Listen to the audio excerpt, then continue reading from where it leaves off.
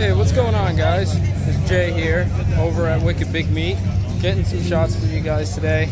I'm probably going to see if I can talk to a few of the vendors as well, see if we can figure out what's coming out for the 22 plus WRX, and just figure out what we're going to do for our build. I'm going to be making an entire build series off of that car, and I might even throw a few clips of the Miata in there. That's what I'm hoping for. Hopefully everything ends up turning out great, and catch it.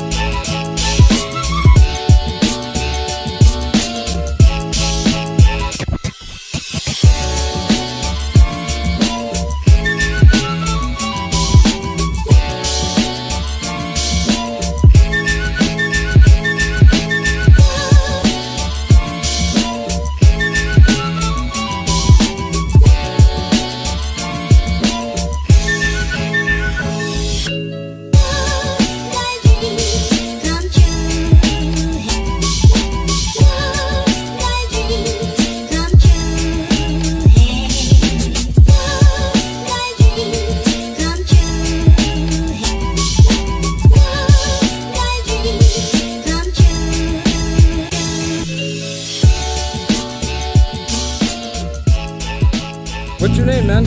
I'm James. I'm the build specialist here at IAGX. And I just wanted to ask a few questions about what you guys have for plans in the future, what you guys have out now, and all about what you guys want to do with the 22 WRX. What's your goals? I mean, the VB chassis is, still extremely new, so there's quite a few things on the pipeline for it. As of right now, main product we do sell for it is going to be the AOS. So just like our tried and true AOS system for almost all phase 2 engine Subarus, including anything like the 04 STI, 02 WRX, all the way up, we offer an AOS for it. Now, when it comes to the other small, we make other small parts like transmission mounts and stuff like that for it. But the exciting thing is going to be the engine. So the FA24 engine development is actually pretty far up the pipeline. We did have one on display here today. That is prototype number 1. That is our stage 1000. We're going to start it, go big, or go home, and start to go big. Oh man. So those are the two main things you guys got going on for the 22 WRX? There's a couple of other things as well. I can't really talk too much about some of the other plans for the car because we haven't announced it yet, at all yet. Yeah. But as of right now, the two big things right now are going to be the AOS systems and the new engine lineup for them. Now, are you excited for anything personally? The engines. That's my bread and butter, man. How much power are you thinking they're going to be able to push? This new one's rated to about 1,000. Will we see one at 1,000 horsepower? I'm sure not for a while. It's going to take a little bit to get up there, but I'm excited to see what people start doing with them. I'd say we're going to start seeing mid 400 to 500 wheel relatively quickly once people have a good option for them. That's good. Well, I want to say thank you for your time. Yeah, no problem. And hopefully I'll catch you guys at the next one. All right, man. Take care. You too.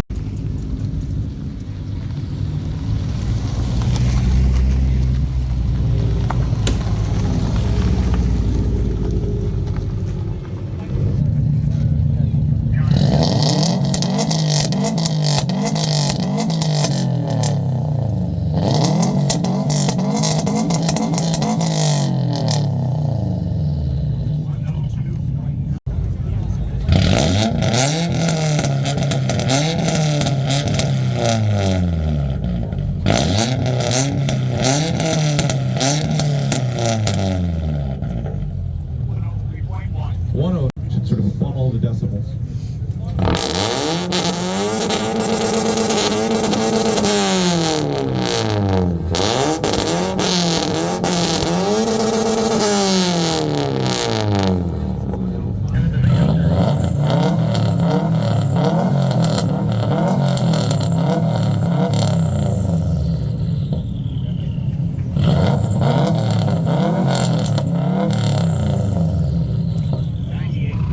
Looks nice out the back.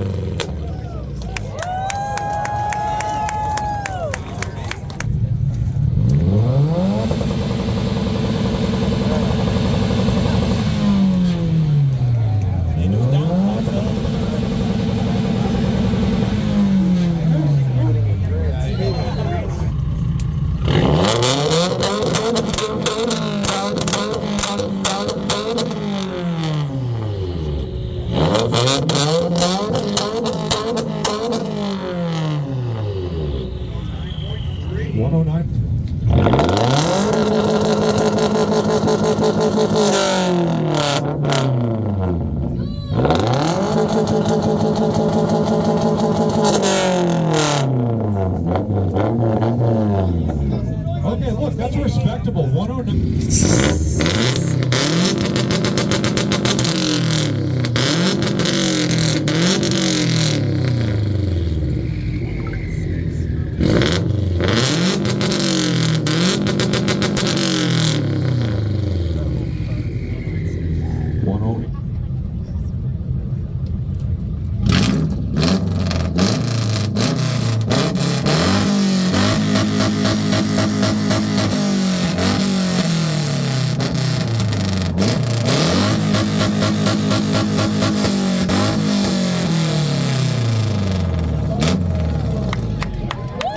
Okay, from Ian.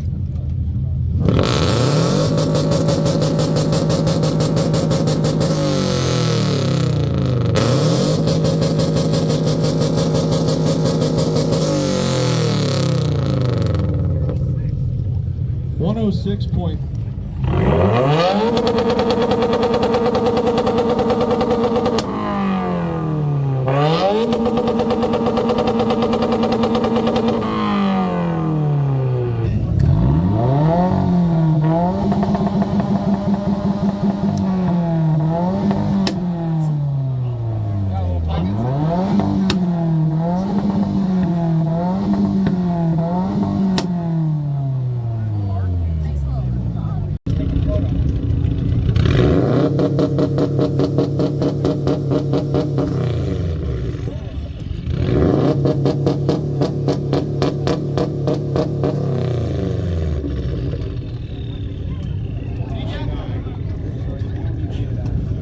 Wow. My car too.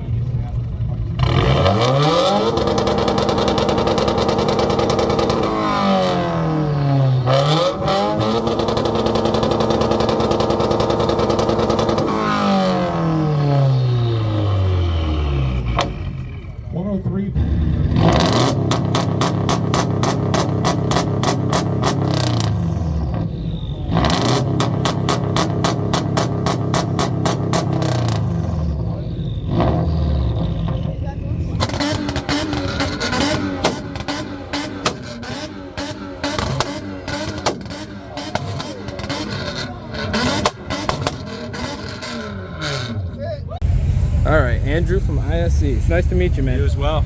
Regan, the name's Jay, and I just wanted to ask you guys more specific questions about the 22 WRX, the VB chassis. Okay. I wanted to know, what are you guys' plans for that? So we were in the early development stages for that chassis when they first came out.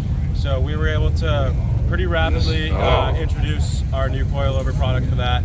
So that's currently out. That's been doing pretty well. Don't drive like a bubble. We also have our control arms and our tow arms for that platform because those two products in particular were interchangeable from the prior chassis. So that was just plug and play. So a good amount of stuff available, and you know, they're great cars and people seem to be enjoying them. Do you guys have any settings or recommendations for people getting into your coilovers and suspension parts for street use versus track use? Absolutely, that's a good question. So we have a couple different options. We have a street sport and a track race coilover for every car that we offer products for. And the difference between that is the valving and the spring rate. So that gives the flexibility to kind of gear them towards what they're looking to do. And then on top of that, we offer custom spring rates and things like that. So what I usually say is once you install them, start in the middle on the damping, and then, you know, based on your preference, just go stiffer or softer from there. And are you excited for the new stuff that you guys are coming out with? Yeah, man. I mean, it's been great, and Wicked Big Beat in particular has been great. We've been doing this since the beginning. I think we only missed 1 year here, so it's great to come back every year, and it's fun. You got to tell me that was the COVID year when we didn't have it, right? The COVID year, and then I missed 2017 for other reasons, but prior to that, we've been coming here even when it was back at Wachusett Ski Mountain and stuff. So. And I got a serious personal question. Are all the toys yours, or like? No, so this is Evan. He's one of our sponsored drivers and friends. He just built this. He helps out every year at the booth. So showcasing that. This is Matt. He's our media and photographer here at ISC. This is his project car. And then I guess if you want to say what's mine, that's the ISC project car. It's a 2023 Maverick that we just obviously lowered a lot. So we're making new products for that, and that's been fun. Nice. Yeah. Catch you later, brother. Thank you.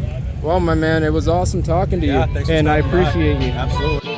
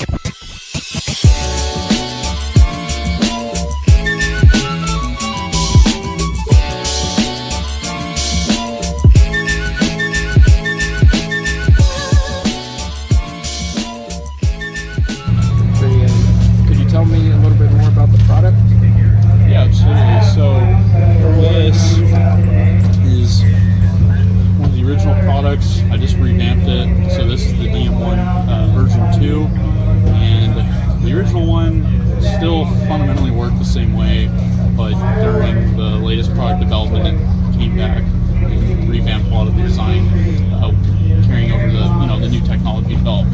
So what I did was I added this centering mechanism down here. We added a shift stop, changed the mounting system a little bit, but fundamentally it's the same. We use a preloaded U-joint, all these components, all the structural components, it's all billet aluminum, machined in-house, and then got this little height adjustment mechanism up here. We can rotate it left or right, counterclockwise or clockwise, raise and lower the height of the shifter. And I got a patent on that and integrate that into all the products. So I only have 2 right now, but all the future, markets that I'm going to get into, I'm going to keep that same design. So this U-joint and this sort of design that I've come up with, it's been kind of modular. I've been able to, already get into a new market and use the same sort of concept, and it's proven to be a pretty good foundation. So that's kind of my plan, is to just keep this sort of modular design and get it into a new product. But with this one here specifically for an STI, like it fits on all the STIs, fits on all the model WXs, and the STIs don't have a centering mechanism on the shifter itself, and the newer WRXs do. And so when I was developing that shifter for the new WRX, I had to make a centering mechanism because Subaru had it on theirs. I'm like, okay, that was I need to make one. And so I was kind of trying to understand, well, why is theirs not working so great? How can I improve one and make it better? And then how can I bring it over to the other shifter and just improve the shifting that much more on the STIs, on the product I already had? So there's a lot of that, developing something and then trying to carry that over to the existing product, and people are just going to benefit more from that. So the centering mechanism, basically how it works, there's 2 rod ends down here that connect to these 2 components here that make up the mechanism. There's a torsion spring, and there's 2 detents here on this low friction polymer material, and basically nice and snappy. You can see there, push it that way, push it that way. Shifter wants to center, nice, crisp. So that's going to improve a user's feedback. It's going to help them guide them through the gears, like from a second to third gear shift. So if you're like back here in second and you want to go into third, the shifter's just going to help guide you. It's just going to snap into its home position, guide you straight to third gear. And that's something actually that's helping us out a lot on the drag racing prototype we're building right now. We have a custom lock on this lever that will lock the shifter from a second into third gear and prevent misshift, prevent a 2-3-2 shift. And the centering mechanism also helps the second and third gear shift because it's guiding the user over. It's not just relying on the components inside of the transmission to guide the shifter over. Well, now there's an actual mechanism on the shifter that's working in conjunction. So this has really helped the shifter a lot.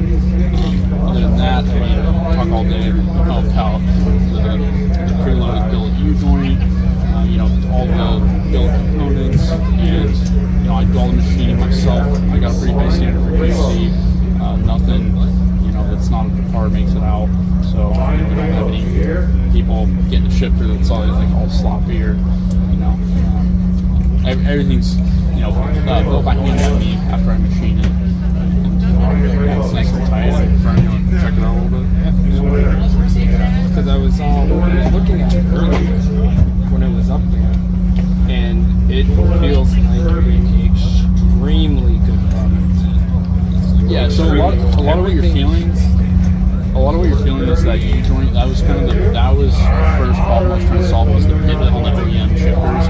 It was always just like this plastic ball in a cup, and there wasn't a preload on it. And so if you don't have preload on something and you're trying to force it in different directions, there's going to be play is going to develop. And so when you're applying a force through a system, especially when you're shifting, when it's easier for the pivot to move, then it's easier to shift. Well, it's going to follow the path of least resistance until it loads itself up. And so that's why you feel a lot of the play in the shifting systems on the OEM shifters and even aftermarket ones, because they're just kind of sloppy.